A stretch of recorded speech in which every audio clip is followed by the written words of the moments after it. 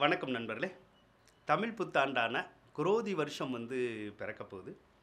இந்த குரோதி வருஷத்துல மேசராசி நண்பர்களுக்கு எந்த மாரி பலன்கள் கிடைக்க போகுது அப்படிங்கிறத தான் பார்க்க போறோம். மேசராசியில அஸ்வினி நட்சத்திரம், பரணி நட்சத்திரம், கார்த்திகை நட்சத்திரம் 3 நட்சத்திரங்களுமே இருக்கு. இந்த 3 நட்சத்திரக்காரவங்களுக்குமே எந்த மாரியான பலன்கள் இந்த தமிழ் புத்தாண்டுல கிடைக்க போகுது அப்படிங்கிறத தான் நாம பார்க்க போறோம். கடந்த காலத்துல கிரக நிலைகளை எடுத்துக்கிற போது சரியில்லாமவே தான் இருந்துச்சு. சனி சரியில்லாம இருக்கிற போது குரு நல்லா இருந்துச்சு. குரு நல்லா இருக்கிற போது சனி சரியில்லை. ராகு நல்லா இருக்கிற போது செவ்வாய் சரியில்லை. செவ்வாய் நல்லா இருக்கிற போது ராகு சரியில்லை. இப்படி ஏதோ ஒரு வகையில் ஏதோ ஒரு கிரக அமைப்புகள் நமக்கு சரியில்லாமல் தான் இருந்துச்சு. அந்த கிரக அமைப்புகள் சரியில்லாமல் இருந்தனாலேயே இவ்வளோ நாள் நீங்கள் நிறைய கஷ்டங்களை அனுபவிச்சுக்கிட்டே இருந்திருப்பீங்க. அப்போ நல்லது அப்படின்னு சொல்லி எதுவுமே நடந்திருந்திருக்காது. பலருக்கு தொழில் பாதிப்புகள் ஏற்பட்டிருக்கும். தொழில் செஞ்சுருந்துருப்பாங்க. தொழிலில் எந்த விதமான ஒரு ஆதாயமும் கிடச்சிருக்காது. தொழில் விருத்தி இருந்திருக்காது. தொழிலில் பலவித கஷ்ட நஷ்டங்கள் வந்திருக்கும். பொருளாதாரத்திலையும் அப்படி தான். பணம் சார்ந்த விஷயங்கள்லேயும் அப்படி தான். பண தட்டுப்பாடுகள் நிறைய உருவாகிருக்கும். பண கஷ்டம் அதிகமாக இருந்திருக்கும். சிலருக்கு கடன் காட்சிகள்லாம் கஷ்டப்படுத்தி இருந்திருக்கும். இப்படி ஏதோ ஒரு வகையில் நம்ம சிரமப்பட்டுக்கிட்டே இருக்கிற மாதிரி தான் இவ்வளோ நாள் இருந்துச்சு. ஆனால் இந்த தமிழ் புத்தாண்டில் குரோதி வருஷத்தில் இருக்கக்கூடிய கிரகநிலைகள் எல்லாமே ரொம்ப நல்லா தான் இருக்கிற மாதிரி தான் இருக்குது. அதனால் இந்த தமிழ் புத்தாண்டை பொறுத்தளவு ஒரு சிறப்பான ஆண்டாக இருக்கும் அப்படின்னு நம்ம சொல்லலாம். முதல்ல குரு பகவானை எடுத்துக்குவோம். குரு பகவான் தற்போது உங்களுடைய ராசி மேலே தான் இருக்கார். பொதுவாக குரு பகவான் ராசி மேலே இருக்கக்கூடாது. ஏன்னா அதைத்தான் நம்ம ஜென்ம குரு அப்படின்னு நம்ம சொல்லுவோம். ஜென்ம குரு வனவாசம் போக வைக்கும் அப்படிங்கிற மாதிரியா தான் சொல்லுவோம். வனவாசம் அப்படின்னா என்னது? எல்லாத்தையுமே இழந்துட்டு நம்ம நடுத்தருவில் நிற்கிறது. அதுக்கு பேர் தான் வனவாசம். சிலர் சொத்தை இழந்துட்டு நிற்கிறது, சிலர் சுகத்தை இழந்துட்டு நிற்கிறது, சிலர் குடும்பத்தை இழந்துட்டு நிற்கிறது, சிலர் காசு பணத்தை இழந்துட்டு நிற்கிறது. இப்படி ஏதோ ஒரு வகையில் நிறைய இழப்பீடுகள் வந்துடும். ராசி மேலே குரு இருந்தால் நிறைய மனக்குழப்பங்கள் வந்துடும். சிலரெல்லாம் கடனுக்கு பயந்துட்டு ஊரை விட்டு போகிற மாதிரியான ஒரு சூழ்நிலைகள் வந்துடும். ஒரு சிலருக்கு கோர்ட்டு கேஸு, வம்பு வழக்குகள்னு சொல்கிறோம்ல, அந்த மாதிரியான பிரச்சனைகள் நிறைய வந்துடும். அதனால் ஜென்மத்தில் குரு இருந்தால் பிள்ளைகளால் கவலைகள் வரும், பணத்தினால் பிரச்சனை வரும், பணம் வராது, வருமானமும் குறைவுபடும். இப்படி பல சிக்கல்களை நம்ம சந்திப்போம். ஆனால் அந்த குரு பகவான் சித்திரை மாதம் 18ஆம் தேதி 2வது ராசிக்கு மாறுறார். அதாவது மே மாதம் 1ஆம் தேதி மாறுறார். உங்கள் ராசியிலேருந்து 2வது ராசிக்கு தான் போக போகிறார். அப்போ குரு 2வது ராசிக்கு போனால் நன்மை நடக்குமான்னு கேட்டிங்கன்னா கண்டிப்பாக நன்மை நடக்கும். ஏன்னா 2வது இடத்துல குரு இருந்தால் பொருளாதாரம் சிறப்பாக இருக்கும், பண நடவடிக்கை சிறப்பாக இருக்கும். உங்களுக்கு வர வேண்டிய பாக்கிகள் ஏதாவது இருந்தால் அந்த பணம் வரும். வேலை இல்லாதவங்களுக்கு வேலை கிடச்சி சம்பளம் வரும். தொழில் இல்லாதவங்களுக்கு தொழில் கிடச்சி அந்த வருமானம் வரும்.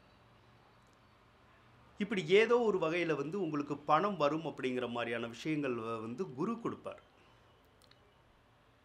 அதே மாதிரி நீண்ட காலமாக சிலர் கடன் காட்சிகளோடு கஷ்டப்பட்டுட்டு இருப்பாங்க. அவங்களுக்கு எல்லாம் அந்த குரு பகவான் 2வது ராசியில் இருக்கனால கடன்களெல்லாம் அடைச்சிடும். அப்போ கடன்கள் தீர்ந்து நமக்கு நிம்மதி கிடைக்கும். 2ல் குரு இருந்தால் உங்கள் வீட்டில் சுபகாரியங்கள் நடக்கணுங்கிற ஒரு விதி. அதனால் சுபகாரியங்கள் நடக்கும். அப்போ சித்திரை 28க்கு மேலேயே உங்களுடைய வாழ்க்கை ரொம்ப நல்லா இருக்கும் அப்படின்னு நம்ம சொல்லலாம். சரிங்களா? சனி பகவானை எடுத்துக்கிட்டோம்னா 11வது ராசியில் தான் இருக்கார்.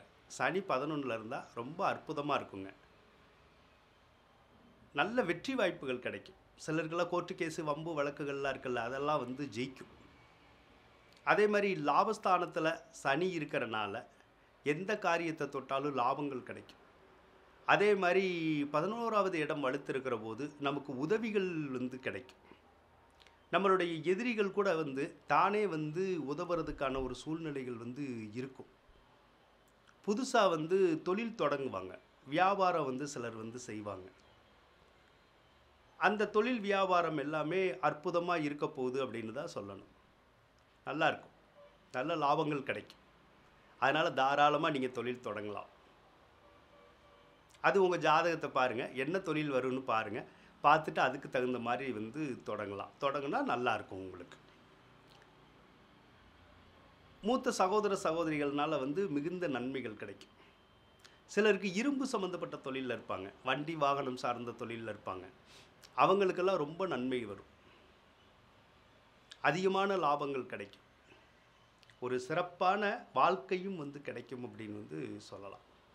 அதனால் சனினால் சர்வ லாபமுமே இந்த ஆண்டு வந்து உங்களுக்கு கிடைக்க போகுது.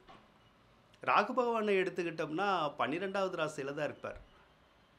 12ல் ராகு இருந்தால் கொஞ்சம் செலவுகள் வரும். ஆனால் செலவுகள் வரும் அப்படின்னாலும் தசாபுத்தி நல்லா இருந்துச்சு அப்படின்னா பிரயோஜனமான செலவுகள் வரும். அதாவது நல்ல பொருள் பொட்டுகள் வாங்கி சேர்க்குற மாதிரியான செலவுகள் மட்டும் வரும்.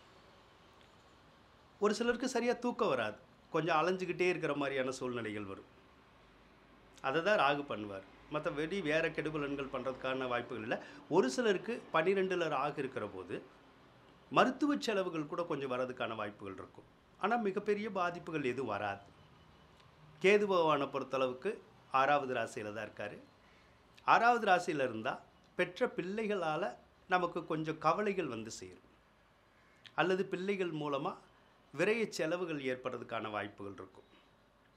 கேது பொதுவாக 6வது ராசியில் இருந்தாலே ஒரு சிலருக்கு இந்த பல்லு வலி கண்ணு வலி சொல்கிறோம்ல, அந்த மாதிரியான உடல் உபாதைகளை மட்டும் கொடுக்கறதுக்கான வாய்ப்புகள் வந்து இருக்கும்.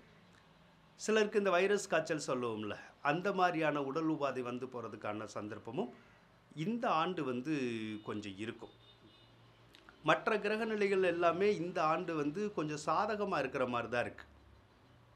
அதனால் இந்த தமிழ் புத்தாண்டை பொறுத்தளவு மேசராசிக்கு ஒரு அற்புதமான ஆண்டாக வந்து அமையப்போகுது அப்படின்னு சொல்லலாம். ஏன்னா எல்லா கிரகங்களுமே இப்போ தான் வந்து உங்களுக்கு சாதகமாக அமையுது. அப்போ சாதகமான ஆண்டு அப்படின்னு சொல்லி இந்த ஆண்டை எடுத்துக்கலாம். அப்போ நீங்கள் தொட்ட காரியங்கள் பூராமே ஜெயிக்கிறதுக்கான வாய்ப்புகள் வரும். நல்ல நிம்மதி, நல்ல சந்தோஷம், நல்ல வாழ்க்கை, வீடு, வண்டி, வாகனங்கள் இந்த மாதிரியெல்லாம் உங்களுக்கு ஏற்படுறதுக்கான சந்தர்ப்பங்கள் வந்து இந்த குரோதி ஆண்டில் வந்து இருக்கும். அதனால் தைரியமாக இருங்க. இந்த ஆண்டில் நீங்கள் ஜெயிக்க போகிறீங்கன்னு சொல்லி கூறிக்கொண்டு விடைபெறுகின்றேன். நன்றி, வணக்கம். மேசராசிக்காரவங்களுக்கு இந்த வீடியோ பிடிச்சிருந்தால் லைக் பண்ணுங்கள், ஷேர் பண்ணுங்கள், மறக்காமல் சப்ஸ்கிரைப் பண்ணுங்கள்.